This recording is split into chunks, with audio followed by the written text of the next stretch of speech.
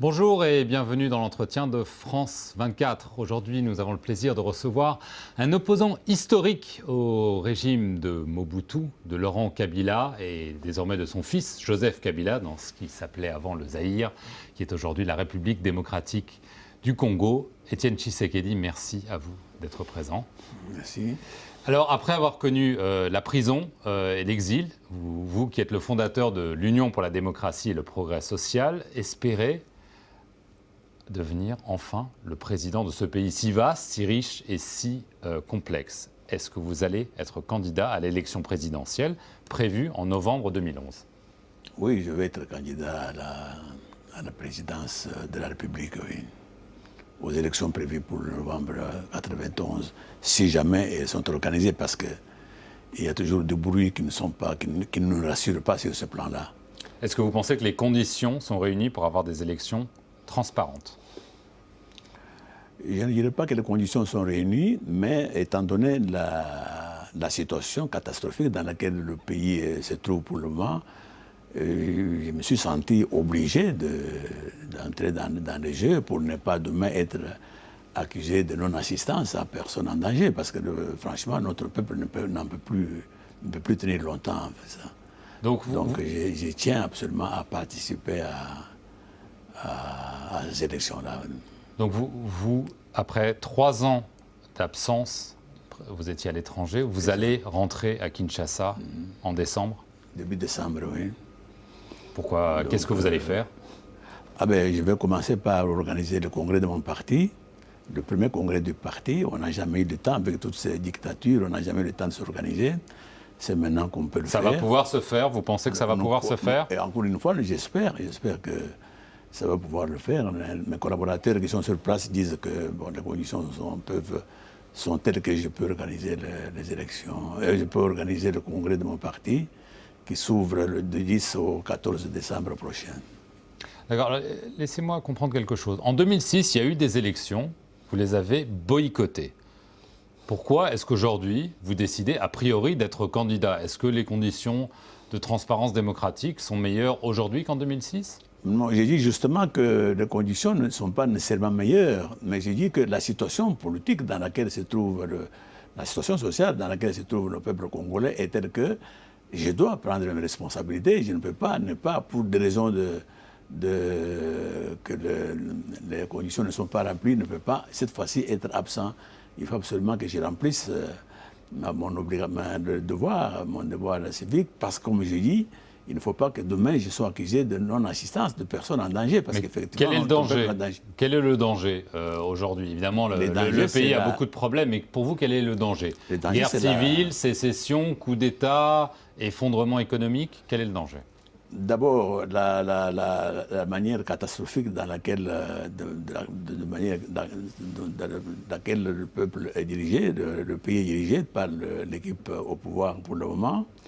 Et puis, il faut craindre, parce que ça, il faut aussi le savoir, qu'il n'est pas exclu qu'à un moment ou l'autre, il puisse y avoir effectivement une nouvelle guerre civile, parce que ceux qui sont arrivés au pouvoir, ceux qui dirigent le pays étant des militaires, ils avaient leurs collègues avec lesquels ils faisaient le maquis, et quand ils se sont partagés le pouvoir, ils n'ont pas satisfait tout le monde, et tous ces gens-là sont dans le maquis pour le moment, et en train de voir si la direction du pays est bonne ou pas, et sinon ils peuvent faire des coups. Je ne peux pas garantir cela non plus. Donc tout ça fait que, en tant qu'homme politique, je dois absolument prendre mes responsabilités en me lançant, en me jetant dans la danse, si vous voulez, parce qu'il ne faut pas que demain on m'accuse que je n'ai pas pu sauver le peuple qui était effectivement, comme je dis, en danger. Vous avez d'abord travaillé avec le maréchal Mobutu. C'est quoi ? Avant de devenir un de ses opposants, vous avez été aussi opposant de Laurent Kabila, aujourd'hui de Joseph Kabila. Comment est-ce que vous comparez les trois ?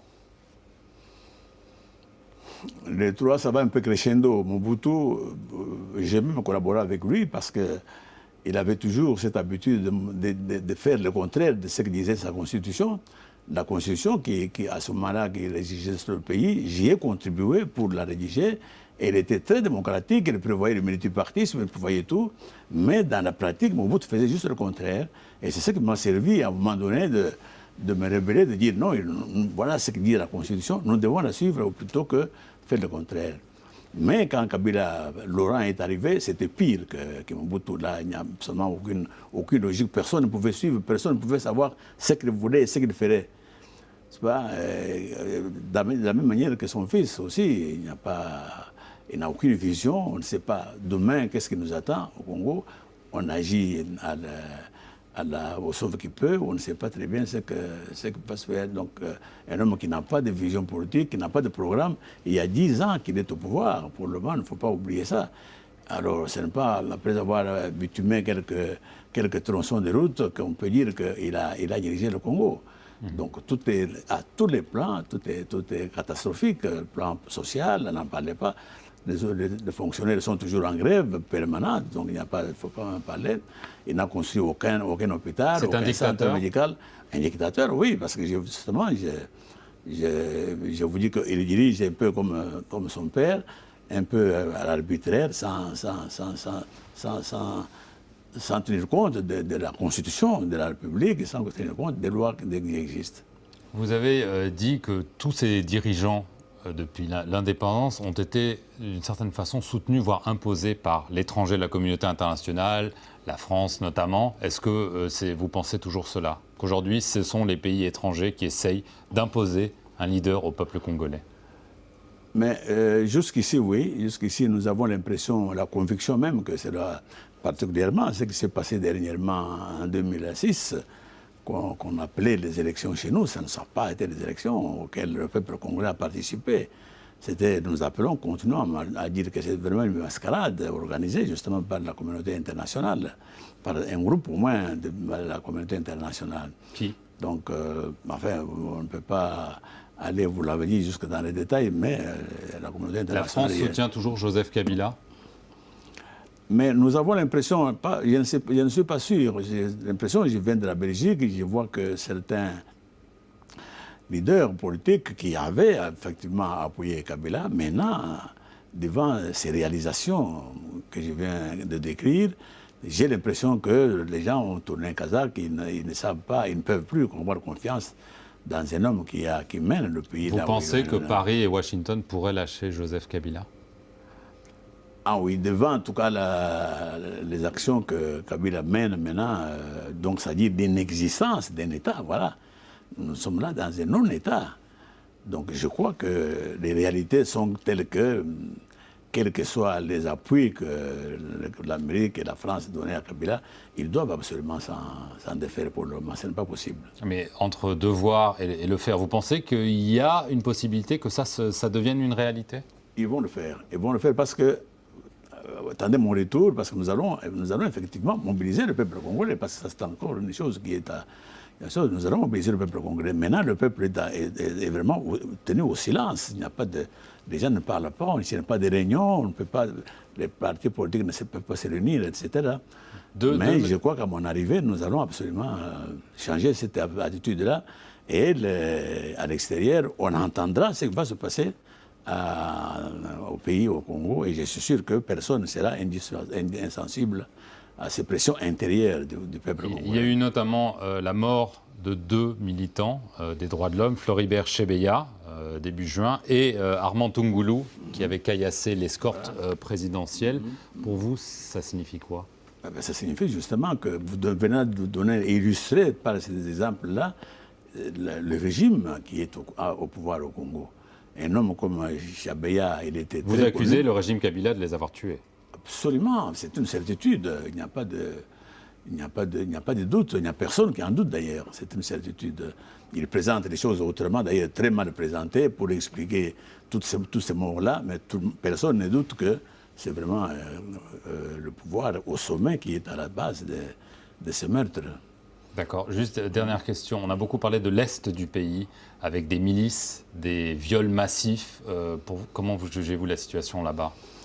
Mais justement, vous voyez, quand nous étions à Sun City, nous avons été au dialogue intercongolais. Les 3 les trois groupes de belligérants, plus même des politiciens, c'était pour arriver à pacifier le pays, demander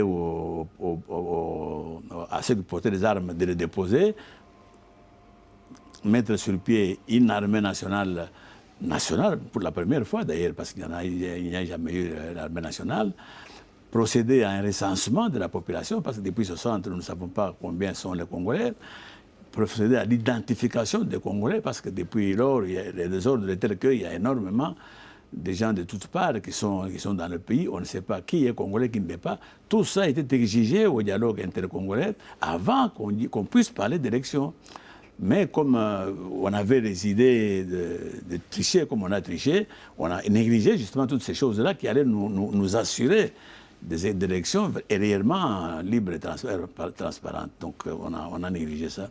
Donc, vous posez la question que vous posez. À ce moment-là, on a promis, ceux qui sont au pouvoir ont promis Mont et Merveille, surtout à l'Est, où la sécurité était très, très, très menacée. Mais maintenant, même cette population est complètement déçue parce qu'il n'y a pas de changement avant ou après le Sun City, il n'y a pas de changement à l'Est du pays. Donc, encore une fois, ça montre l'incapacité du gouvernement. 10 ans, n'est-ce pas, que ce monsieur est au pouvoir, il n'y a pas de changement et ça montre justement ce que je viens de dire, ça illustre ce que je viens de dire, les capacités des gouvernants actuels de diriger le Congo.